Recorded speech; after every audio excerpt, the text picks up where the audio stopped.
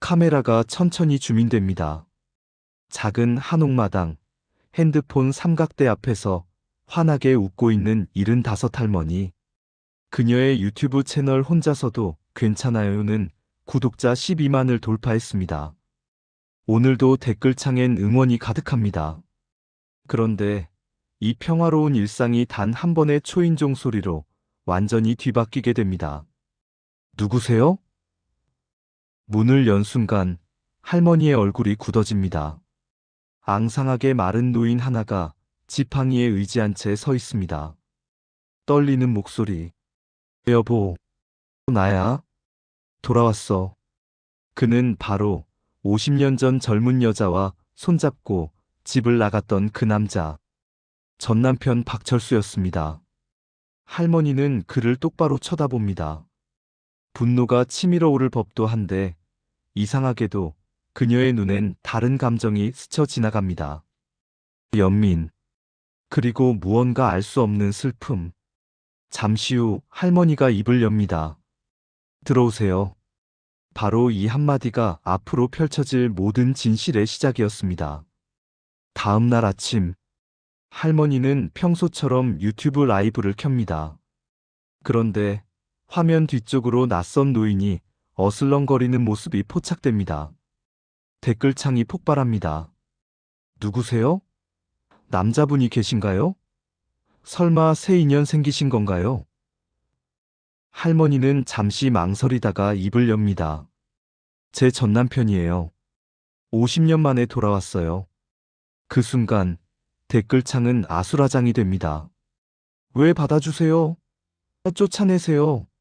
할머니, 정신 차리세요. 하지만 할머니는 차분하게 대답합니다.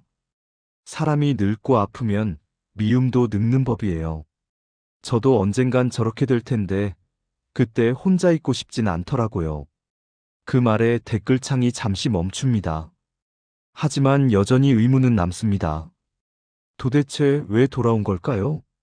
알고 보니 전 남편 박철수는 심각한 치매를 앓고 있었습니다.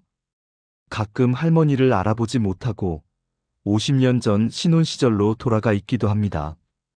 여보, 밥 먹고 출근해야지. 회사 늦겠어. 할머니는 조용히 그의 손을 잡아줍니다. 네, 천천히 드세요. 시청자들은 혼란스럽습니다. 저 남자는 정말 아무것도 기억 못하는 걸까요? 아니면? 그런데 마을 사람들의 반응은 싸늘했습니다. 슈퍼 아줌마는 할머니를 붙잡고 말합니다. 언니, 정신 차려. 그 사람 50년 전에 뭘 했는데? 할머니는 고개를 끄덕입니다. 알아요. 다 기억해요. 하지만 이제 와서 복수한들 뭐가 달라지겠어요. 그녀의 눈빛엔 단단한 결심이 서려 있습니다. 하지만 그 결심 뒤에 숨겨진 진짜 이유를 아직 아무도 모릅니다. 어느 날 밤, 할머니는 전 남편의 낡은 가방을 정리하다가 멈춥니다. 가방 안에는 단 하나 얇은 종이 한 장이 접혀 있습니다. 그런데 그녀는 그것을 펼쳐보지 않습니다. 그저 손으로 쓰다듬을 뿐.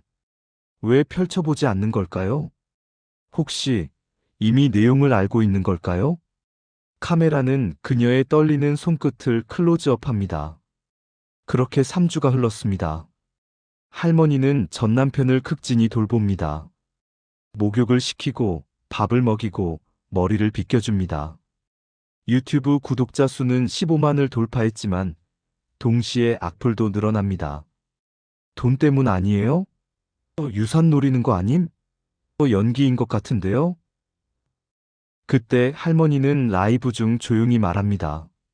악한 사람이었다고 해서 마지막까지 미워해야 하나요? 그날 밤, 전 남편이 갑자기 할머니의 손을 꽉 잡습니다.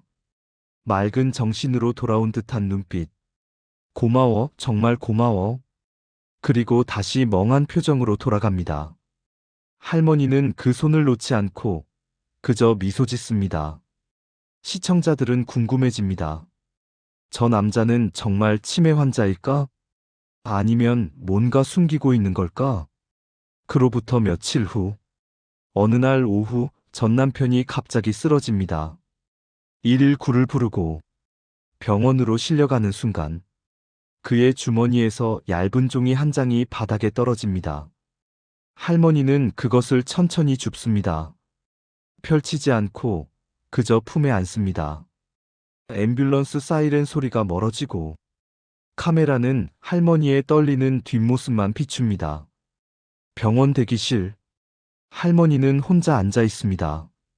손엔 여전히 그 종이가 쥐어져 있습니다. 잠시 후 그녀는 천천히 펼칩니다. 그것은 병원 진단서가 아닙니다. 시한부 판정서도 아닙니다. 낡고 구겨진 자필 유언장 초안. 50년 전 잉크로 쓰인 글씨가 희미하게 남아 있습니다. 유언장엔 이렇게 적혀 있습니다. 1975년 3월 12일. 나는 오늘 병원에서 시한부 6개월 판정을 받았다. 아내에게 말할 수 없다. 그녀는 나를 끝까지 간호하려 들 것이고 그녀의 젊음을 다 바칠 것이다. 나는 그녀를 사랑한다. 그래서 떠나기로 했다. 할머니의 손이 떨립니다. 하지만 그녀의 표정엔 놀라움이 없습니다. 마치 이미 알고 있었던 것처럼. 그때 화면이 50년 전으로 플래시백됩니다. 젊은 할머니가 남편의 병원 진료 기록을 몰래 확인하는 장면. 시한부 진단서를 보고 눈물 흘리는 장면. 그리고 남편이 다른 여자와 떠나는 걸 목격하면서도 쫓아가지 않는 장면. 가세요. 제발 저 때문에 죽지 말고 가서 살아요. 그녀는 이미 알고 있었습니다. 남편이 자신을 위해 연기하고 있다는 것을. 현재 할머니는 중환자실 앞에 서 있습니다. 의사가 나와 말합니다. 환자분, 치매가 아닙니다. 연기였어요. 하지만 이제 정말 시간이 얼마 남지 않았습니다. 할머니는 고개를 끄덕입니다. 이미 알고 있었다는 듯이. 들어가도 될까요? 중환자실 안. 전 남편 박철수는 산소 마스크를 쓴 채 누워 있습니다. 할머니가 다가오자 그는 천천히 눈을 뜹니다. 이번엔 맑은 눈빛. 들켰네. 할머니는 그의 손을 잡습니다. 처음부터 알고 있었어요. 그의 눈에서 눈물이 흐릅니다. 왜 받아줬어? 할머니는 조용히 대답합니다. 당신이 50년 전 나를 살려주려고 떠났듯이 나도 당신의 마지막을 혼자 보내고 싶지 않았어요. 그는 고개를 돌려 울음을 삼킵니다. 미안해, 정말 미안해. 이제 그만 미안해하세요. 우린 둘 다 최선을 다했어요. 카메라는 두 손이 겹쳐진 장면을 오래 비춥니다. 그로부터 3일 후, 박철수 씨는 조용히 눈을 감습니다. 할머니는 그의 손을 끝까지 잡고 있었습니다. 장례식장엔 의외로 많은 사람이 찾아옵니다. 유튜브 시청자들, 마을 사람들, 그리고 50년 전 그와 함께 떠났던 그 여자도 왔습니다. 그녀는 할머니 앞에 무릎 꿇고 말합니다. 사실 저도 알고 있었어요. 그분이 시한부라는 걸. 하지만 저는 도망쳤어요. 선생님은 끝까지 함께 하셨네요. 장례를 마친 후 할머니는 다시 유튜브 라이브를 켭니다. 얼굴엔 눈물 자국이 있지만 미소는 여전합니다. 여러분, 저는 괜찮아요. 50년 만에 제대로 된 이별을 했거든요. 댓글창이 조용해집니다. 그리고 천천히 메시지가 올라옵니다. 할머니 고생하셨어요. 진짜 사랑이 뭔지 알았어요. 존경합니다.